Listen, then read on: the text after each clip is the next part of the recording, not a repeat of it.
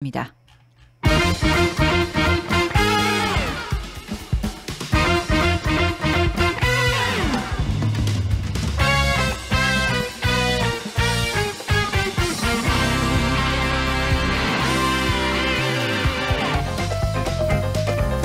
네, 각 요일마다 주제별로 뉴스를 살펴보는 알짜 뉴스 시간입니다. 오늘은 국제뉴스 여러분과 함께 알아보는 날이죠. 오늘도 동의대학교 행정정책학과 김태환 교수와 자리 함께 하겠습니다. 안녕하세요. 예, 안녕하세요. 네, 교수님. 지난주에 영국의 엘리자베스 2세 여왕이 서거했다. 네네. 이런 소식이 전해졌는데 일단 이 소식 먼저 좀 정리를 해 주시죠. 네, 지난주 8일 저녁에 엘리자베스 2세 여왕이 향년 96세로 스코틀랜드에 위치한 왕실의 여름 별장인 벨모럴 성에서 서거했다고 영국의 버킹엄 궁이 발표했습니다. 네. 이로써 1952년에 즉위한 엘리자베스 2세 여왕이 영국 군주 가운데서는 가장 오랜 기간인 70년간의 재위 기간에 마침표를 찍게 됐는데요. 여왕의 73세 장남이 찰스 3세로서 영국의 새로운 국가 원수가 됐습니다. 네. 여왕은 알려진 바에 따르면 서거 이틀 전인 6일에도 벨모럴 성에 머물면서 보리스 존슨 전 수상의 사임을 보고받고 또 리즈 트러스 신임 수상을 임명했다고 합니다. 그러니까 사망 이틀 전까지 주요 공식 업무를 수행한 겁니다. 리즈 트러스 신임 수상은 직전까지 보수당으로서 외무부 장관직을 수행을 했었는데요. 우크라이나를 침공한 러시아와 중국에 대해서 아주 강경한 입장을 취해왔기 때문에 제2의 철의 여인이라고 불리기도 합니다. 그래서 대처 전 수상 그리고 또 메이 전 수상에 이어서 이번에 세 번째 여성 수상이 되는데 올해 47세이기 때문에 가장 젊은 40대 여성 수상으로 기록이 됩니다. 네. 그 세 명의 여성 수상이 근데 모두 보수당에서 나왔기 때문에 이것도 좀 특이한 사항으로 볼 수 있겠습니다. 네, 그렇군요. 그리고 또 여왕의 장례식에 관한 소식도 좀 자세하게 전해주시죠. 지구촌 주요 정치 지도자들이 또 조문 행렬이 계속해서 이어질 거다 이런 보도가 있더라고요. 장례식이 다음 주 월요일인 19일에 런던의 웨스트민스터 사원에서 진행될 거라고 하고요. 지구촌의 주요 국가 원수는 물론이고 고위 인사들 한 500여 명이 참석할 것으로 이렇게 전해지고 있는데 워낙 많은 국가 정상들이 같은 장소에 일시에 모이기 때문에 경호나 보안도 아무래도 철저할 거고요. 또 네. 의전도 상당히 복잡할 것으로 예상되기 때문에 가급적이면 전용기 같은 그런 사적인 이동보다는 민간 여객기를 좀 이용해 주십사 하는 그런 권고사항이 있었다고 하고요. 런던의 서부에 모여서 영국이 제공하는 버스편으로 함께 장례식장으로 이동할 거라고 그렇게 보도되고 있습니다. 네. 그리고 또 장례식장인 웨스트민스터 사원이 한 2,200명 정도의 인원을 수용할 수 있는 공간이라고 해서 많은 조문객이 참석할 수 없기 때문에 버킹엄 측은 조문 명단 선정에 상당히 신중을 기하고 있는 것으로 보이는데 일부 언론이나 미디어에서 장례식에 초청되고 초청되지 않은 해외 정상에 대해서 보도를 하고 있는 것 같은데 장례식에 초청이라는 말보다는 여왕의 부고를 받느냐 받지 못하느냐 이런 정도로 표현하는 게 우리 정서에 좀 더 적당할 것 같은 생각이 들고요. 네. 그런 의미에서 유럽의 군주국들이 많은데 영국 왕실과 대부분 혈연 관계로 이어져 있기 때문에 이런 군주국들은 대부분 초청 이렇게 부고를 받고 참석할 것으로 예상이 되고 그리고 국제사회에서도 우리가 아는 대부분의 전현임 국가 정상이나 지도자들이 부고를 받고 참석할 것으로 예상을 하는데 그런 가운데 유독 부고를 받지 못해서 참석하기 어려운 국가들이 있는 것으로 이렇게 전해지고 있습니다. 네.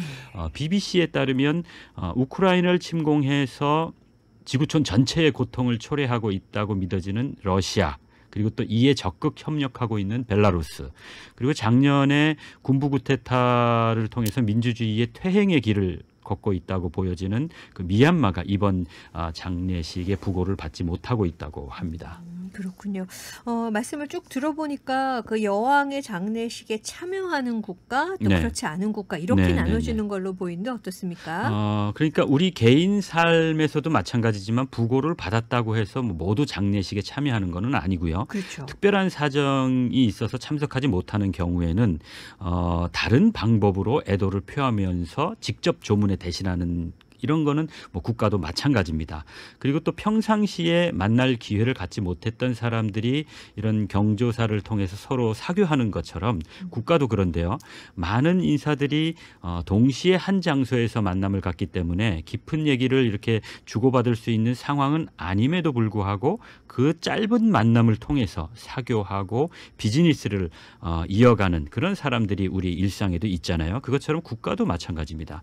이런 경우에는 경조사가 아니라도 평소에 만남을 자주 가졌던 사람들 그런 국가들은 이런 경조사에서 가벼운 인사 정도로 좀 편안하게 상대적으로 편안하게 참석할 수 있지만 평소에 만남의 기회를 많이 갖지 못했던 그런 사람들이나 국가들은 이번 경조사를 통해서 매우 효과적으로 잘 활용하기 위해서 좀 어떤 면에서는 각자가 치밀한 계획을 가지고 참석을 하게 됩니다. 그래서 이번 여왕의 장례식에서도 보자면 영국과 평소에 아주 잦은 만남과 관계를 가졌던 국가들은 상대적으로 좀 편안하게 조문하면서 영국과의 우위를 재확인하는 그런 정도일 테지만 네. 그렇지 못했던 그런 국가라면은 이번 장례식을 통해서 영국은 물론이고 이번 장례식에 참석한 자국과 이해관계가 깊이 되어 있는 그런 국가 정상들과는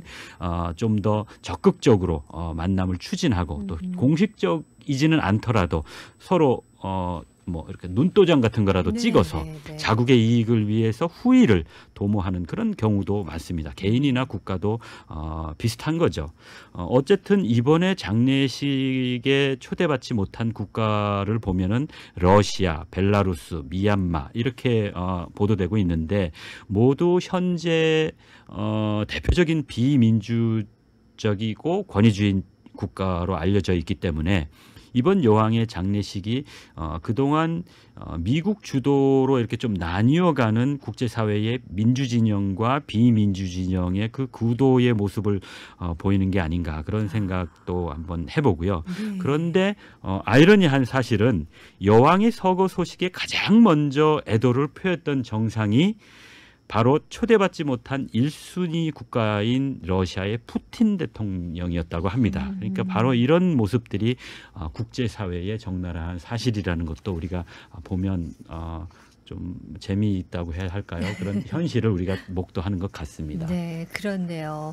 왜 조문 외교다 뭐 이런 그렇죠. 얘기가 예, 예. 있잖아요. 이번 또 영국 여왕 장례식을 통해서 국익을 위해서 또 네. 냉엄하게 행동하는 국가들의 모습을 보는 것 같습니다. 또 이런 가운데 러시아와 중국이 오늘 정상회담을 네네. 갖는다고요? 이게 오늘하고 내일 양일간에 걸쳐서 중앙아시아 우즈베키스탄의 사마르칸트에서 열리는 상하이 협력기구 정상회의에 참석하는 푸틴 대통령과 시진핑 주석이 오늘 정상회담을 갖는 것으로 알려졌습니다. 아마 갖고 있든지 아니면 뭐 직전일 것 같은데 네. 아무래도 최근 양국의 가장 큰 관심 중에 하나라고 하면 우크라이나 전쟁 그리고 또 대만 문제에 관련한 이런 문제들을 서로 의견을 교환할 것으로 예상이 되고요. 그리고 또 우리와 관련된 현안이라고 하면 북한이 7차 핵실험 여부에 대해서 우리가 관심이 많은데 만일 7차 핵실험을 감행을 한다면 유엔 안보리 상임이사국인 러시아와 중국이 어떻게 대처할 것인가 이런 부분도 아마 논의되지 않을까 싶고요. 또 이 상하이 협력기구를 보면은 2001년에 러시아하고 중국 그리고 또 이 두 나라와 국경을 맞대고 있는 중앙아시아 국가들이 중심이 돼서 국경지대의 군사적 신뢰 강화를 목적으로 해서 출범한 국제기구입니다. 네. 이 국제기구에 2017년에 인도와 파키스탄이 가입을 했고 작년에는 이란이 정식 회원국으로 받아들여졌습니다. 그래서 이 회원국의 면면을 보면 대부분 중국과 러시아와 국경을 맞대고 있는 국가들이고 대부분 좀 비민주적인 전통을 가진 좀 권위주의적인 체제의 국가들이 대부분입니다. 그래서 또 이런 좀 한 가지 제가 청취자 여러분들께 좀 관심을 가져주십사 하는 것은 네. 이 상하이 협력 기구의 공식 언어가 러시아어하고 중국어입니다.